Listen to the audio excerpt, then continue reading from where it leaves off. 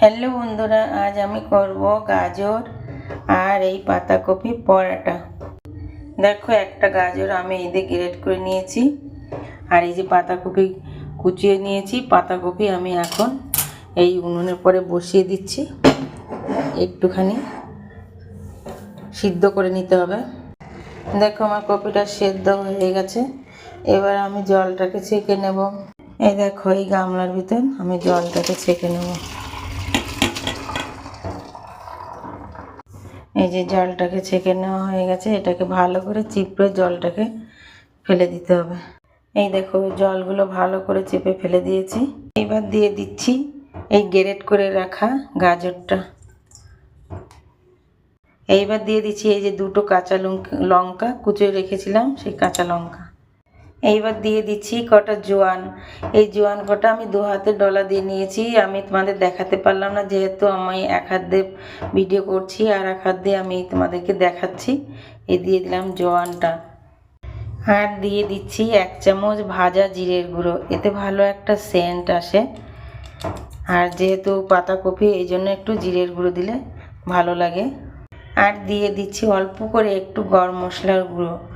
এই পাতাকপির ভিতরে গরম মশলা জিরের গুঁড়ো দিলে ওইটা আলাদা একটা ফ্লেভার আসে, খেতে দারুণ লাগে। এবার দিয়ে দেবো স্বাদ মতো লবণ, আর দিয়ে দেবো সামান্য একটু হলুদ গুঁড়ো, অল্প করে একটু হলুদ গুঁড়ো। এবার সব কিছু একসঙ্গে ভালো করে মেশাতে হবে।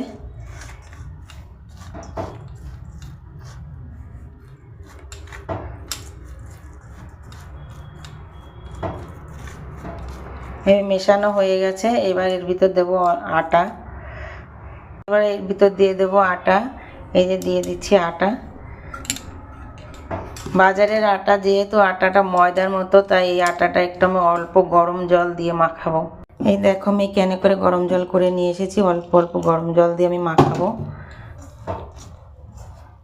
এই দেখো, আটাটা আমার মাখা হয়ে গেছে। এবার পরোটা তৈরি করব। এই দেখো, পরোটা বেলে নিয়েছি।